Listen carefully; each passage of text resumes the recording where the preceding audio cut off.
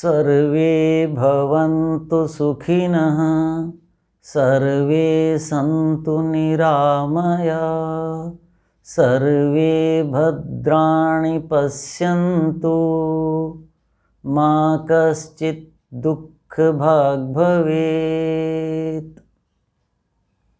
सभ्य सामाजिक गण, ग्रीष्म ऋतुचर्या पर हम विचार कर रहे हैं। उसके 5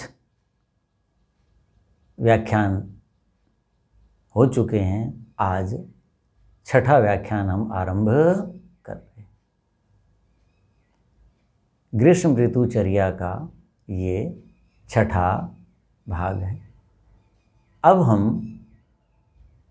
जो विचार कर रहे हैं पिछले व्याख्यान से, क्रियात्मक पक्ष जो आयुर्वेद में आचार्यों ने सिद्धांत बताए, उनको हम क्रिया में कैसे लाएं और कैसे ये जो दोनों प्रकार का विष पैदा होता है ग्रीष्म ऋतु में, गृध्निका और मारिका शक्ति हम पर दुष्प्रभाव न डाल पाए, उसके लिए हम अब आगे बढ़ते हैं। देखिए, पहले के व्याख्यानों में मैंने बताया था कि 10 अप्रैल से 20 मई तक नीम की कच्ची पत्तियां खानी हैं। यानी 20 अप्रैल तक तो वसंत ऋतु ही है और उसके बाद ग्रीष्म ऋतु हो जाएगी। तो मैंने बताया था कि जो दक्षिणी पश्चिमी भाग है हरियाणा का, राजस्थान का, वहाँ शुष्क इलाका है, वहाँ 1 अप्रैल से खा सकते हैं। और जो हम करनाल में रहते हैं यहाँ 10 अप्रैल से, और जो ऊपर का जो क्षेत्र है, देहरादून है, चंडीगढ़, कालका आदि, उधर जम्मू, जो हिमालय जहाँ से आरंभ होता है, वहाँ थोड़ी और विलंब से धीरे धीरे गर्मी बढ़ती है, तो वहाँ देर से कर सकते हैं। तो शरीर की शुद्धि के लिए, रक्त की शुद्धि के लिए ये जो संयोग है वसंत और ग्रीष्म का, इस ऋतु में हमारी पुरानी परंपरा है कि हम नीम के पत्ते कच्चे जो उनका सेवन करते हैं, तो उसका सेवन करें। उन व्याख्यानों में मैंने बताया था, बीच में सप्ताह में 1 दिन न खाएं। भूल भी जाते हैं, जो बिल्कुल नहीं भूलते नियम से, वो 1 दिन छोड़ दें। और मैंने बताया था कि जो पत्ता पूरा जो हो जाता है, जितना पूरा पत्ता, पका हुआ पत्ता, उस आकार से 25% कम आकार के 5 पत्ते खा लें, मेरे जैसे शरीर वाले। अब परिमाण आपने देखना है, बहुत कच्चे हैं तो मात्रा बढ़ जाएगी। तो मैंने ये परिमाण बता दिया कि इतना खाना है, और नाश्ते में आपने घी या मक्खन ज़रूर लेना है। ये शुष्क हो तो शीतल होती हैं, और धीरे धीरे कुछ सालों के बाद आपका रक्त इतना शुद्ध हो जाएगा कि आपको साल भर जो ज्वर होते हैं शरद ऋतु में, इतने व्याख्यानों में बताया था मैंने, वसंत ऋतु में इस समय बहुत बुखार चल रहे हैं, बहुत लोगों की बातें आती, मैंने बताया भी था कि वसंत ऋतु क्या है, वैद्यानाम पिता, ये पिता है। कफ से उत्पन्न रोग पैदा होते हैं, काफ़ी लोगों को कष्ट है इन दिनों। तो धीरे धीरे जब हम ऋतुचर्या का ऐसे पालन करेंगे तो ज्वर भी नहीं होंगे, और कफ के प्रकोप नहीं होंगे, उधर पित्त के प्रकोप नहीं होंगे।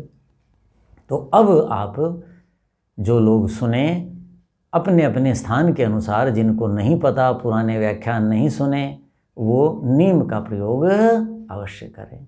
तो प्रातःकाल जब हम उठते हैं, पिछले व्याख्यान में उषापान की बात की थी, हम उठ गए, अब हम भ्रमण के लिए, व्यायाम के लिए जाते हैं।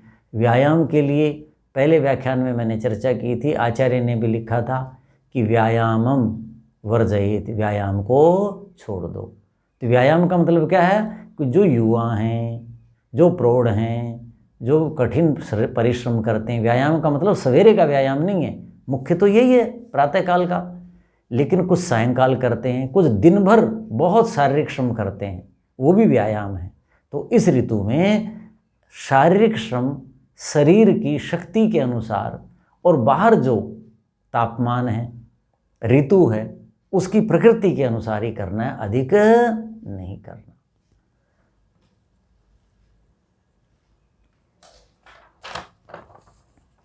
अब हम आगे बढ़ते हैं। बीच बीच में क्या करें? मैंने कहा ना कि एक दिन नीम के पत्ते न खाएं, सप्ताह में भूल जाएं। तो आप उस दिन क्या करें? आप जो आपने रात्रि को जल रखा था, शीतल उषा पान करना था, उस उषा पान को तो सीधा कर लें, और जब सोच से निवृत्त हो जाएं और भ्रमण करने जाएं और कुछ करें, तो उस दिन आप व्यायाम न करें, और आधे गिलास, जो बहुत कमज़ोर हैं, जिनका शरीर ठीक है, वो एक गिलास, पौना गिलास, एक गिलास से ज़्यादा नहीं, उसमें आधा नींबू डाल लें और उसमें थोड़ा सा सेंधा नमक डाल करके वो पी लें। काली मिर्च न डालें, वो गर्मी की ऋतु है, सर्दी में डाल सकते हैं, वसंत में डाल सकते हैं। उस दिन वो जो एक दिन नींबू के पत्ते नहीं लेने हैं, उस दिन आपने ये लेना है। तो ये जो नींबू आप पिएंगे खाली पेट, ये आपके शरीर की गर्मी को, गर्मी तो शब्द कह दिया मैंने क्योंकि सामान्य लोग इस भाषा को समझते हैं, ये जो दोनों प्रकार के विष हैं गृधनिका और मारिका में, उन विषों को ये बाहर निकालता है। तो आपने ये कार्य करना है। कुछ लोग क्या करते हैं, इस ऋतु में भी सुनी सुनाई बातें हैं, या किसी के शरीर बहुत मोटे हैं, कफ की मात्रा है, वो खाली पेट नींबू के स्थान पे शहद का प्रयोग करते, कि शहद डाल करके और वो लोग पानी पीते हैं। इस ऋतु में शहद का प्रयोग नहीं करना। शहद क्या होता है? लेखन है, कषाय रस है, वो कफ की धातु को क्षीण करता है। इसीलिए तो जो मधुमेह, क्या कहते हैं, जो मोटे लोग हैं, उनको पतलापन करने के लिए आचार्य लोग क्या कहते हैं कि भाई शहद खाओ, पानी में शहद मिला के पियो। क्यों? शहद जो है उसमें कषाय रस है, वो लेखन है। लेखन का मतलब क्या होता है कि जैसे लकड़ी वाला जो मिस्त्री है वो रंदा मारता है, रंदा मारने के बाद ऊपर रेगमार मारते हैं, तो उसको धीरे धीरे क्या करते हैं, उस लकड़ी को हटाते हैं। तो ऐसे ही शरीर में जो कफ धातु है, जिसके कारण मेद बढ़ गई है, मांस बढ़ गया है,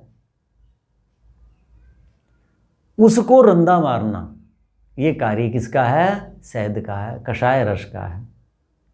तो वो लोग जो हैं इस ऋतु में न लें, इससे शरीर में क्षीणता आएगी, इससे बचें। जिनके बहुत ज़्यादा है, मांस है, बहुत मेद है और उनको आवश्यक है, वो ले सकते हैं। लेकिन सामान्य मनुष्य जो सुनी सुनाई बातों में आकर के और इन दिनों लेते हैं, वो इसको न लें। अब जल का उपयोग पीने के लिए कैसे करेंगे? आपने देखा होगा कि लोगों को बहुत प्यास लगती है, क्या कहते हैं, अजी पेट फटा जा रहा है लेकिन जीभ मांग रही है पानी, बहुत बुरा हाल है जी, क्या करें? उनके लिए बता रहा हूँ। इसका मतलब क्या है? उनको पित्त ज़्यादा है, उनको गर्मी ज़्यादा है, गर्मी वाली चीज़ें ज़्यादा खा रहे हैं, पित्त जिससे बनता है ज़्यादा खा रहे हैं, रूक्ष चीज़ें ज़्यादा खा रहे हैं, जिसमें कटुक यानी मिर्च, कषाय, कसैला, ये चीज़ें ज़्यादा खा रहे हैं। जैसे करेला खा लेंगे इस ऋतु में, करेला रोए मसाले डाल करके और काला पीला भून करके खाते हैं। बताइए क्या करोगे? वो न खाएं। कटु और कषाय जो रस की चीज़ें हैं वो न लें। तिक्त कुछ चल जाएंगी, लेकिन लवण और अम्ल न लें। तिक्त रस ठंडा होता है और लवण और अम्ल जो है ये गर्म है और कटु गर्म है, ये पित्त पैदा करते हैं। कषाय रस पित्त को शांत तो करता है लेकिन रूक्षता पैदा करता है। तो इन रसों से हम बचें। अब जो जल है ज़्यादा पी लेते हैं तो लोगों को क्या हो जाता है? वमन, उल्टी लग जाती। क्यों? इतना पानी पी लिया, उसको पचाने की सामर्थ्य है नहीं, शरीर में वो गर्मी तो है ही नहीं।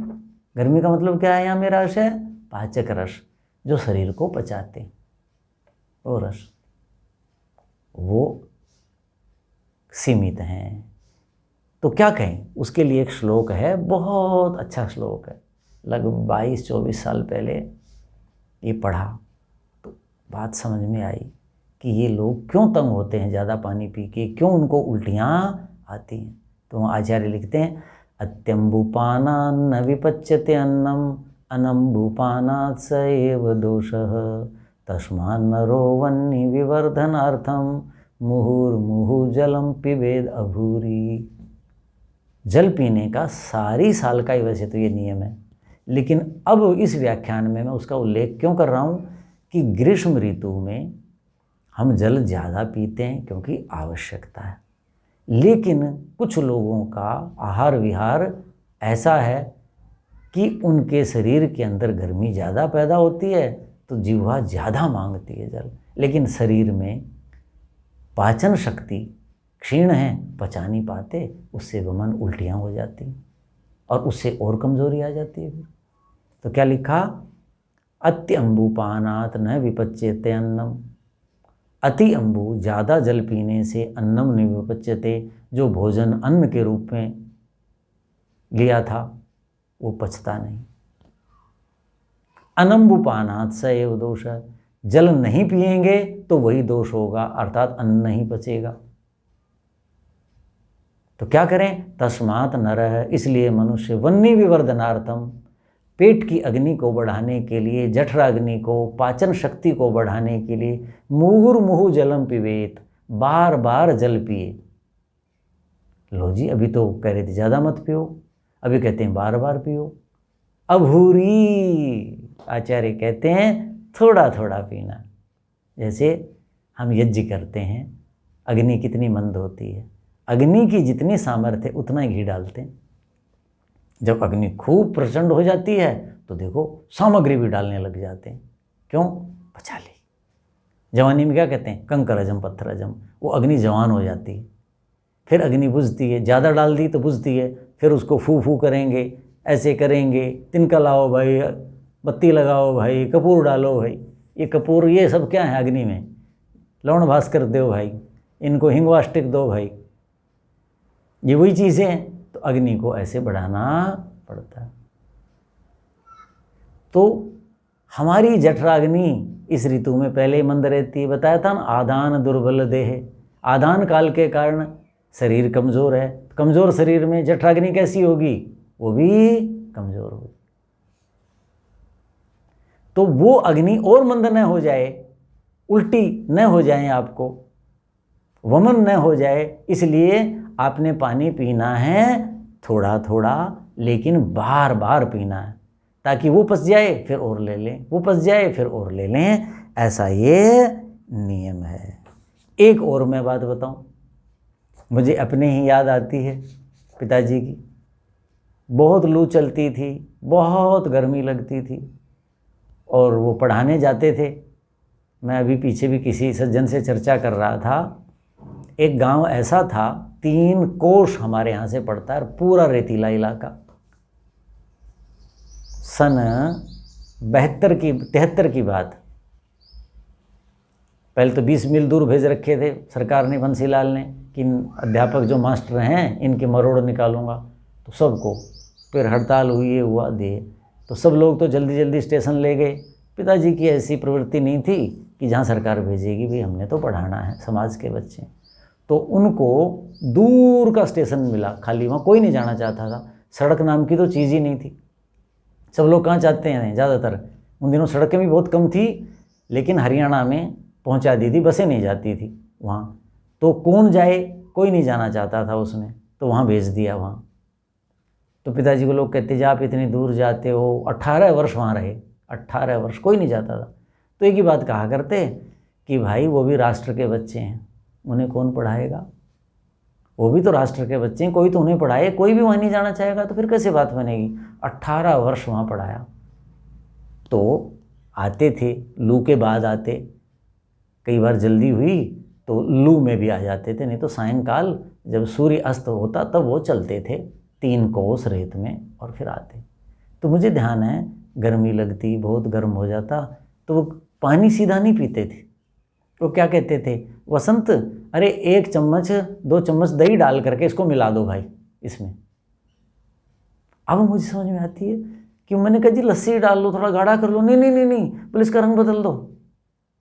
कभी क्या करते, सायंकाल हो गया तो 4 बजे के आसपास लस्सी दही नहीं डलनी, क्योंकि बहुत खट्टी हो जाती है गाँव में, लुओं में फ्रिज तो होते नहीं थे हैं, 2:30-3 बजे मान लो पीना है, तो क्या करते, अरे भाई थोड़ा सा ना एक 20-30 ग्राम दूध डाल दो इसमें बसंत, मगर मीठा डाल दे, नहीं नहीं नहीं कोई बात नहीं, बस मीठा बहुत कम सेवन करते थे। तो वो करते थे, कहते इससे ना तृप्ति होगी। अब समझ में आया जब आयुर्वेद पढ़ा, क्यों कि दूध और दूध से बने पदार्थ क्या करते हैं, कफ की वृद्धि करते हैं। और इस ऋतु में एक गृधनिका और मारिका क्या करती है, गृधनिका तो सारे कफ को, धातुओं को सुखाती है, तो वो उसमें होता था। दूसरा क्या है, अकेला जब हम जल पीते हैं तो वो अपचन करता है। क्यों करता है कि जल पीने से पाचक रस उतने नहीं निकलते। हम अन्य चीज़ जब उसमें डालते हैं, जैसे आपने कहा ना जलजीरा बनाया, उसमें कितने प्रकार के रस डाले, तो उससे क्या है, पाचक रसों का स्राव होता है, जो पाचक रसों की ग्रंथियां हैं उनसे। ऐसे ही जल के अंदर जब हम क्या डाल देंगे, थोड़ा सा दूध डाल देंगे, थोड़ी सी लस्सी या दही डाल देंगे, थोड़ा सा कोई कटुक अम्ल आदि कोई पदार्थ डाल देते हैं, जीरा डाल दिया, धनिया डाल दिया, पुदीना डाल दिया, नमक डाल दिया, तो उससे पाचक रस स्रवित होते हैं। और फिर आप 1 गिलास भी पी जाते हो, 1.5 भी पी जाते हो, 2 भी पी जाते हो, अर्थात सामान्य जल से ज़्यादा जल पीते हैं आप। चाहे उसको ठंडी लस्सी कह लीजिए ना, कच्ची, चाहे उसको पक्की लस्सी कह लीजिए, चाहे उसको शरबत कह लीजिए, कुछ भी कह लीजिए, जितने प्रकार के पेय हैं सामान्य जल की अपेक्षा ज़्यादा पीते हैं और उनको हम पचा लेते हैं। क्यों पचा लेते हैं, उनसे हमारे पाचक रस स्रवित होते हैं और वो उसको पचा लेते हैं। तो जिनको ज़्यादा प्यास लगती है वो बीच बीच में थोड़ा थोड़ा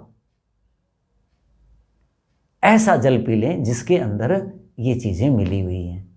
तो उससे क्या होगा, आपके अंदर जो अग्नि, वो जो तड़फन पैदा हुई थी कि भाई ये चाहिए, ये चाहिए, ये चाहिए, बहुत बुरा हाल हो रहा है, बेचैनी हो रही है, बार बार मांग रहा है, तो वो जो तृषा, प्यास कहते हैं, तृषा का शमन होगा, उसकी शांति होगी। प्यास जो है वो आपको जो पीड़ित कर रही थी, बेचैन कर रही थी, वो बेचैनी कम होगी। और ज़्यादा पानी पीने से जो आपको अपचन होता था, उल्टी आ रही थी, उससे आप बच जाएंगे। तो मुझे याद है इस चीज़ का कि वो ऐसे करते थे। तो आप ऐसा भी प्रयोग कर सकते हैं, लेकिन थोड़ा थोड़ा लें ताकि आपका पाचन भी हो, पुष्टि भी हो, और ज़्यादा पानी पीने से जो वमन होना था, अपचन होना था, उससे आप बच जाएंगे। अब जो है हम आगे बढ़ते हैं। अब हम प्रातःकाल की बात कर रहे थे कि भाई आपने नीम के पत्ते खाने हैं, उषा पान करना है, नींबू का पानी लेना है, दिन भर हम जल लेते हैं। फिर हम स्नान की बात करते हैं। केवल खाने और पीने से हम गृधनिका और मारिका शक्ति से बच जाएं, ऐसा नहीं। स्नान कैसा होना चाहिए, तो मैंने बताया था स्नान कैसा करें। मुझे याद है बहुत दूर हमारे यहाँ वन प्रदेश भी होते हैं, जिसे बणी कहते हैं, गाँव के चारों तरफ बणियाँ होती हैं, बहुत दूर की। उन्होंने स्थान भी चुन रखा था। ईशान कोण भारतीय संस्कृति में अच्छा माना जाता है, ये क्या नाम है अपना, वास्तु की दृष्टि से हैं जी। और पूर्व की तरफ का एक भाग हुआ, तो वहाँ से दूर जा कर के थोड़ा सा 1 फीट खोद करके फिर वो वहाँ से मिट्टी लाते, और पिताजी क्या करते, उस मिट्टी में पानी मिलाया और उसी से स्नान करते। प्राकृतिक के उपासक थे वो कहा करते मिट्टी पानी सब रोगों की एक दवा, मिट्टी पानी धूप हवा। अब उससे क्या होगा, आपके जो पसीना है उससे जो विष निकले शरीर में वो नष्ट हो गई। और साबुन से स्नान करेंगे तो साबुन में तो रसायन है, सफाई तो करता है लेकिन हानि भी करता है। त्वचा रोग देखो, जिसको जरा सा त्वचा रोग है, डॉक्टर सबसे पहले क्या कहते हैं, साबुन से नहीं नहाना जी। इसका मतलब क्या, गड़बड़ थी। तो आपने स्नान करते समय बिल्कुल जो निर्धन व्यक्ति है और चीज़ नहीं खरीद सकता, उसके लिए सबसे पहला ये बता देता हूँ मैं कि भाई वो शुद्ध मिट्टी ले आओ, विशेषकर रेतीली हो, तो उसको आप शरीर पे लगा लीजिए और थोड़ी देर के बाद स्नान कर लो, तो आपके शरीर की गर्मी और विष दूर हो जाएंगे। केवल शुद्धि नहीं है, विष दूर होते हैं। मिट्टी जो है उसमें विष को खींचने की शक्ति है। मैंने बताया था पिछले व्याख्यानों में कि उनको गृधनिका जो शक्ति थी उसने प्रहार किया था तो अपने आप को रेत में ही सारे को आवृत कर लिया था। तो आप ये करेंगे तो वो शक्ति आपके गृधनिका का जो विष है उसको शांत करेगी। आगे देखिए, अभी पीछे संतरे अभी भी चल रहे हैं। संतरे गए तो हम तो बचपन से ऐसा करते थे कि संतरे खाए और उसके छिलके छाया में सुखा लेते थे। और इस ऋतु में आप 2-3 घंटे पहले वो छिलके भिगो दीजिए और उसमें पानी डाल करके वो जो रस है और छिलके का जो चूर्ण है उस सारे से अपने लेप कर लीजिए। देखिए कितनी सुगंध आएगी, साबुन से भी अच्छी सुगंध आती है। संतरे के छिलके में कितनी अच्छी सुगंध होती है जी। तो उस पानी से आप स्नान कर सकते हैं। वो छिलके आप भूल गए, नहीं मिले, तो बाज़ार में आपको क्या मिलेंगे, आंवले मिल जाएंगे, पुराने आंवले। उनको आप भिगो दीजिए थोड़े से और उनका आप पेस्ट चूर्ण करके और घोल बना करके और उसका लेप कर लें और उससे स्नान कर लें। आंवला तो अमृत है, पता ही है आपको, अमृत फल है। और क्या कर सकते हैं, जो बाग बगीचे हैं कुछ और हैं जिनके गुलाब होता है, गुलाब जब गिरने लगे तो उससे पहले उसको तोड़ करके और उसकी पंखुड़ियाँ, उनको आप देखो लोग तो इसी से स्नान करते थे, तो उसको आप पेस्ट सा बना लीजिए, उसका हल्का सा हाथ से कर लीजिए, नहीं तो कुंडी छोटे में, और उसका पेस्ट सारे शरीर पे लगाइए और उससे स्नान कीजिए। जो पानी में डाल कर क्यों करते हैं वो थोड़ा रहेगा, शरीर का ऊपर उनका लेप करें, उनको थोड़ा रगड़ें। उससे क्या होगा, सुगंध के साथ साथ जो गृधनिका और मारिका विष हैं, ये शक्तियाँ जिन विषों से हैं, पंचशिखा शक्ति में 2 प्रकार के विष मैंने बताए थे वो पैदा होते हैं ग्रीष्म ऋतु में, उन विषों को ये शांत करेंगे, निकाल के बाहर फेंकेंगे। और अच्छा क्या कर सकते हैं, आप देखिए बहुत पुरानी चीज़ है मुल्तानी मिट्टी, हमें अच्छी तरह याद है, हमने तो घर में नहीं लाया जाता था। अब तो कम देखता हूँ, लेकिन आज से 20-25 साल पहले जब मैं किराए के मकानों पर मैं देखता था, छोटे बच्चों को उनकी माताएं जो है ना उसमें क्या कर देती थी, लीप देती थी, और सफ़ेद बच्चा, उसको तो खेल मिल गया, वो अपन देखता था मैं कैसा सफ़ेद हो गया क्या हो गया, और वो घूमता फिरता था, बाहर निकल रहा, पड़ोसियों के जा रहा है, ऐसे घूम रहा है। तो मैंने कहा देखो ये माता कितनी समझदार है। अब तो जो है ना मम्मियाँ हैं, माताएं कम हैं। जो टेलीविज़न वाले बता दें, कंपनी वाले बता दें, मम्मी को तो वो समझ में आती है। माता को किस समझ में आती है कि मेरी सास क्या कहती थी, मेरी दादी सास क्या कहती थी, मेरी माँ क्या कहती थी, मेरी नानी क्या कहती थी। उस बात को जो समझती है वो तो है माता। और जो टेलीविज़न वालों को समझती है, कंपनी वालों की बात समझती है, पत्र पत्रिकाओं मोबाइल वालों की समझती है, वो मम्मियाँ हैं। उनको समझ में नहीं आएगी, क्योंकि वो तो व्यवसाय बुद्धि वालों के चंगुल में फंस चुकी। और जो माता है वो तो किसी के चंगुल में नहीं फंसती, वो तो अपनी सास, अपनी ददिया सास, अपनी माँ, अपनी नानी और अड़ोस पड़ोस की चाची ताई, उनके वचनों को, उपदेशों को अमृत वचन मान के जीवन में धारण करती हैं, उनकी संतानें निरोग रहती हैं। फिर तो वो माताएं ऐसा करती देखा था, अब तो नहीं दिखाई देता। अब मम्मियाँ ज़्यादा हैं, माताएं शायद कोई ढूंढी होती होंगी। तो वो यदि माता बनना चाहते हैं तो आप मुल्तानी मिट्टी के टुकड़े करके रख लें एक बार, और उसको रात्रि को बढ़िया से पात्र में रखें, और बच्चे को, स्वयं को, परिवारजनों को कहो कि भाई स्नान से पहले सप्ताह में एक बार ही कर लो। जो सप्ताह नहीं करता वो पक्ष में कर लो, महीने में कर लो, ऐसा कर लो। नहीं तो थोड़ा सा जो है सप्ताह में 2-3 बार करके ऐसा कर लीजिए, आपका सब ठीक हो जाएगा। और जिनको लगता है कि साबुन जैसी शुद्धि नहीं हो रही तो उसमें थोड़ा सा नींबू निचोड़ लो, 1/4, और फिर वो मिला करके उसका सारा लेप कर लीजिए। जिनको और बढ़िया करना है वो नीम के पत्ते कूट के रख लीजिए उनका, और मुल्तानी मिट्टी के साथ वो भी भिगो देना, और सवेरे मुल्तानी मिट्टी नीम के रस से युक्त आप उससे स्नान कर लें। केवल नीम के पत्ते भिगो दें और सवेरे उससे कर लें। केवल नींबू जो है 2-4 बूंद डालें, ज़्यादा नहीं डालें, नींबू से खुश्की आ जाएगी, तो वो कर लीजिए, आपको कितना बढ़िया हो जाएगा, अमृत हो जाएगा। अभी देखना थोड़े दिनों के बाद नींबू का तो कहते हैं, नींब का तो कहते हैं ना, मुल्तानी मिट्टी का भी कहने लग गए, गुलाब का भी कहते हैं। पूरे साबुन में एक गुलाब की पंखुड़ी है क्या? 2 नींबू की बूंदें हैं क्या?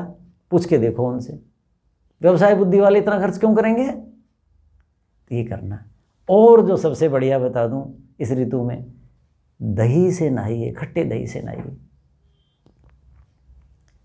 बच जाता है घर में दही, लस्सी बच गई है, जितनी अगले दिन तक वो खट्टी हो जाएगी, भारी रखिए उसको और उसका अपने शरीर में लेप कीजिए। जितने मैंने अब तक बताए हैं उन सबसे उत्तम है, सबसे उत्तम है। क्यों? दूध और दूध से बने पदार्थ हैं, सबसे अधिक पुष्टि करते हैं और उसमें स्निग्ध चिकनाई भी है, स्नेह भी है, तो त्वचा को भी स्निग्ध करेगा। रुक्ष हवाएं चल रही हैं, त्वचा जो है वो कैसी होगी? रुक्ष हो जाती है। लेकिन कुछ लोग क्या करते हैं, अरे जी गंध आ रही है, दही की गंध आती है। कुछ लोगों को तेल बाहर का लगाते हैं, पता नहीं वो तेल होता भी है कि नहीं होता, शोध करके देखिए, पूछिए। सुगंधित जो हैं, कृत्रिम सुगंध है, पता नहीं क्या क्या उसमें विष मिले हुए होंगे और वो लगाते हैं, उसको कहते हैं सुगंध है। और घी लगाने के लिए कहेंगे, कहते घी की बदबू आ रही है, घी में बदबू आती है। तो जिन माताओं को, जिनकी संतानों को घी में बदबू आती है, वो तो मम्मियाँ हैं जी, और मम्मियों की संतानें हैं। हमारी दादी, मेरी माँ, मेरी भूआ, सबको हमने घी लगाते देखा, सप्ताह में 1 बार घी लगा लेते थे, कभी उनको सिर दर्द नहीं हुआ, कुछ नहीं हुआ। और आज क्या स्थिति होगी आप पता कर लीजिए। हमने देखा पिताजी को यज्ञ करते थे, दैनिक यज्ञ होता था प्रातः सायं, तो हम यज्ञ पे बैठते पिताजी के साथ, खत्म हो जाता, उसके बाद जो पात्र में लगा रहता हम सब ले करके मुंह पे लगाते हैं, बचाव वायु लगा करके, और पिताजी बस अपना ही लगा लेते। बाजार का तो मतलब ही नहीं ये चीज़। तो मैं अपने पहले व्याख्यानों में भी कह चुका हूँ कि भाई सिर पे घी लगाइए, बादाम रोगन लगाइए, या सरसों का, तिल का तेल लगाइए, नारियल का लगाइए। बाजार का लगाएंगे तो उसका दुष्परिणाम आपको भुगतना पड़ेगा। तो आप स्नान की बात चल रही थी, तो स्नान जब आप करेंगे तो लस्सी और दही में करेंगे तो सबसे उत्तम है। और मुझे तो याद है, हमने अपने बड़ों को देखा है, क्या करते थे कि मुल्तानी मिट्टी भिगो दी और उसमें लस्सी दही मिला करके फिर उसका लेप करते थे। सिर भी उससे धोती थी माताएं। कितने बड़े बड़े बाल होते हैं, देखो सब कुछ है, कितने स्वस्थ रहते होंगे, लगा लीजिए आप अंदाजा। तो आप मुल्तानी मिट्टी में लस्सी और दही मिला के करेंगे, इससे उत्तम कोई भी स्नान के लिए, शुद्धि के लिए। स्नान क्या है? केवल स्नान पर व्याख्यान होंगे आगे। एक बारी ऋतुचर्या पूरी हो जाए, ग्रीष्म चल रही, इसके बाद वर्षा, फिर उसके बाद प्रत्येक विषय लेंगे जो भारतीय संस्कृति का है। गोत्र क्या हैं, पिंड क्या हैं, प्रवर क्या हैं, हम विवाह जो करते हैं क्यों दूर की पीढ़ी में करते हैं, स्त्री पुरुष के आपस में आयु का अंतर कितना होना चाहिए, विवाह के समय न्यूनतम अधिकतम आयु, इनके परिणाम क्या हैं, अलग अलग संस्कार, इन सब की वैज्ञानिकता पर विचार करेंगे। तो उस समय ये सारी चीज़ें आएंगी, एक एक चीज़ आएगी। तो मैं जो स्नान की बात बता रहा था कि आप इन चीज़ों को करेंगे तो आपको बहुत लाभ होगा। अब स्नान से पहले हम क्या करते हैं? उबटन लगाते हैं। तो बताया ना कि ये चीज़ लगा सकते हैं, नीम लगा सकते हैं। इस ऋतु में हम ये भी कर सकते हैं, जो है उसका उबटन लगा लें, जो शीतल भी होता है, थोड़ा रुक्ष होता है, तो उसमें क्या करें, हल्का सा तेल मिला लें सरसों का और उसका उबटन लगाएं। चना डालें तो बहुत कम, चना इसलिए कि रुक्ष होता है, वो शरीर के शुद्धि करता है, शीतल भी होता है, जो भी रुक्ष भी शीतल भी होता है। लेकिन जो है वो उसमें दैवीय गुण है। अगले व्याख्यानों में जो के ऊपर विशेष रूप से मैं चर्चा करूँगा। तो जो उबटन है उसके अंदर हम क्या कर लेंगे, थोड़ा सा इनका आटा डालें, थोड़ी सी हल्दी न के बराबर डालें, कपड़े वैसे हो जाएंगे, गर्म भी होती है, सर्दी में डाल सकते हैं वो, लेकिन गुलाब जल डाल लें, गुलाब की पंखुड़ियाँ डाल लें और आंवला कूट करके वो डाल लें। ऐसी कुछ चीज़ें कर करके और उसका एक उपटन बना के रख लीजिए। और स्नान से पहले हल्का सा तेल लगा के, क्यों कि पश्चिमी हवाएं चलती हैं, रूक्ष हैं, उससे शरीर रूक्ष होता है, विशेषकर पैर आदि तो बहुत रूक्ष होते हैं, तो उनका उपटन जो है शरीर पे लगाएं और थोड़ी देर छोड़ दीजिए, कपड़े धो लिए, पौधों को पानी दे लिया, कुछ कर लिया और उसके बाद आप स्नान करें। तो ऐसा जो स्नान है उद्वर्तन पूर्वक, मालिश पूर्वक, मालिश की मैंने बात बताई थी पहले, वो जो स्नान है वो करेंगे तो हम ग्रीष्म ऋतु में जो होने वाले दोष हैं, कौन से, पंचशिखा शक्ति है, 2 प्रकार के विष उसमें होते हैं। एक विष से वो मारी गृधनिका, हमारी जो धातुएं हैं उनको वो सुखाती है। मारिका जो शक्ति है जिसके अंदर दूसरा विष है, वो 5 जो कोश है उनका संकुचन करती है, उससे हमें बचना है। उसके लिए आचार्यों ने ये सिद्धांत बताए, उसके क्रियात्मक पक्ष पर हम विचार कर रहे हैं। तो हमारे इस ग्रीष्म ऋतुचर्या का ये जो छठा पाठ है, छठा व्याख्यान है, मैं यहीं समाप्त करता हूँ। शेष भोजन आदि की चर्चा अगले व्याख्यानों में करेंगे। ओम शांति शांति शांति। ओम।